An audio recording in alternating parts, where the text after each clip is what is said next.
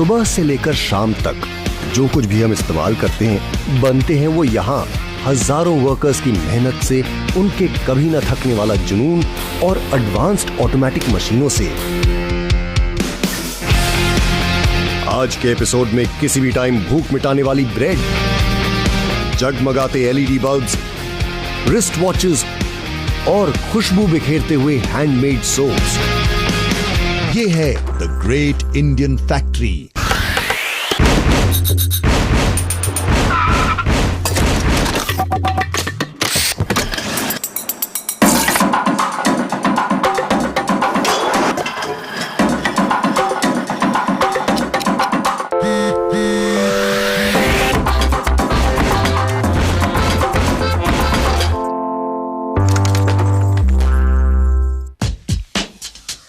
Bread एक ऐसा shortcut food जिसे खाने के कई तरीके हैं। जब इजिप्शियंस ने ब्रेड बेक करना शुरू किया तब शायद उन्होंने भी नहीं सोचा था कि 21st सेंचुरी इंडिया में लोग ब्रेड को इतने तरीकों से खाएंगे। ब्रेड मलाई के साथ लगा कर खाता हूँ, खीर के साथ खाना, बर्गर्स, सैंडविचेस होते हैं, पाव भाजी भी बनते हैं ब्रेड से ही, चाय में डुबो के खा लेता हूँ। क्या बात है, ब्रेड को इतने क्रिएटिव ढंग से आप खा तो लेते हैं, पर क्या आपको कोई आइडिया है कि ये बनाई कैसे जाती है? ब्रेड आटे से बन सकती है और मैदा से बनती है, सूजी से, मैदे का और मकई के आटे वगैरह से भी।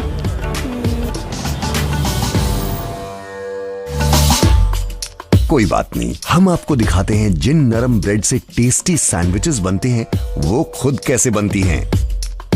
यहां बनने वाली ब्रेड का मेन इंग्रेडिएंट है व्हीट फ्लावर, जिसे छानने के लिए एक सिफ्टर में पोर किया जाता है।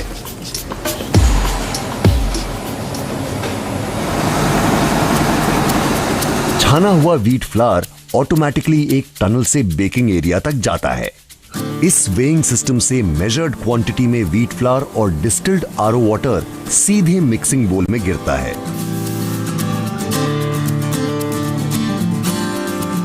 इसी मिक्सिंग बोल में दूसरे इंग्रेडिएंट्स जैसे शुगर, सॉल्ट, सोया फ्लावर और यीस्ट भी डालते हैं। यीस्ट यानी कि खमीर, जिससे डो में फर्मेंटेशन होगी। इसी से हमारी ब्रेड सॉफ्ट और फ्लफी बनती है। इस सब के अलावा इस मिक्सचर में जाती है आइस। जी हाँ, आइस इसलिए ताकि मिक्सिंग प्रोसेस में डो का टेम्परेचर ज्यादा हॉट ना हो और डो रहे कूल। इन इंग्रेडिएंट्स को इसी बोल में ये मिक्सर 3 से 4 मिनट तक नीड करके डो बनाता है, कुछ वैसे ही जैसे घरों में माँ आटा गूंथती है। लीजिए, डो हो गया तैयार और इसे भेजते हैं डिवाइडर हॉपर में।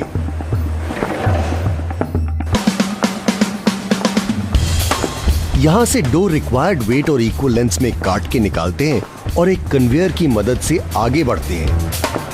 कन्वेयर पर ऑयल फ्लो भी होता रहता है ताकि डो के ये पीसेस बेल्ट पे चिपके नहीं। आगे डो के छोटे पीसेस अलग अलग जगहों से गुजरते हैं, कभी रोलर से रोल होकर, कभी छोटी सी जगह से खुद को एडजस्ट करके, और फाइनली एक शेप लेकर पहुंचते हैं वर्कर्स के पास। एंड में वर्कर हाथों से डो को रिक्वायर्ड शेप के हिसाब से ट्विस्ट या ट्वर्ल करके बेकिंग मोल्ड्स में रखते हैं। ट्विस्टिंग करी जाती है ताकि एक तो ब्रेड को सही टेक्सचर मिले और दूसरा ताकि ब्रेड में कार्बन डाइऑक्साइड गैस की वजह से बड़े बड़े छेद न रह जाएं। अब डो से भरे ये मोल्ड्स एक दूसरी कन्वेयर बेल्ट में आगे बढ़ जाते हैं और सीधे प्रूफर में जाते हैं। यहीं इसकी फर्मेंटेशन होगी और डो फूल जाएगा।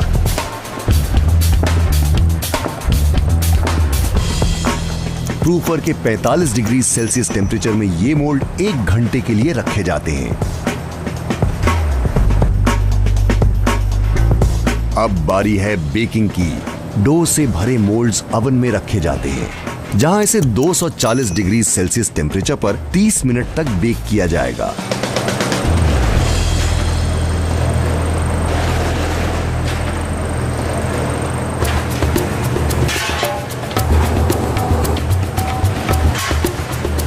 डो बेक होकर गोल्डन ब्राउन कलर के ब्रेड लोव्स बन गए हैं। वाह, फ्रेशली मेड ब्रेड की खुशबू, क्या बात है।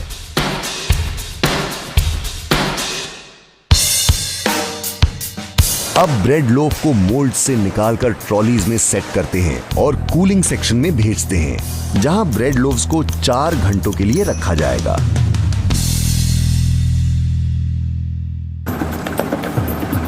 कूलिंग के बाद ये स्लाइसर ब्रेड लोफ्स को करीब आधे इंच के स्लाइसेस में काटता है। इसके ठीक बाद क्वालिटी चेक होता है, जिसमें ब्रेड की शेप और साइज चेक करते हैं और इम्प्रॉपर ब्रेड स्लाइसेस रिजेक्ट कर दी जाती हैं। यहां पे स्लाइस्ड लोव्स की पैकिंग और लेबलिंग होती है।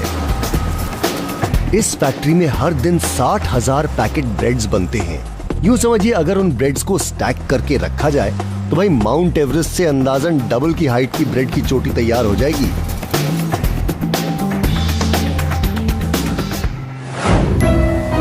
ब्रेड हो गई आपके घरों में पहुंचने के लिए तैयार। छोटी से लेकर बड़ी हर भूख का जुगाड़ है bread. And I am sure bread बनाने के इस प्रोसेस को देखने के बाद किसी भी फॉर्म में सही, आपका भी ब्रेड खाने का मन जरूर कर रहा होगा।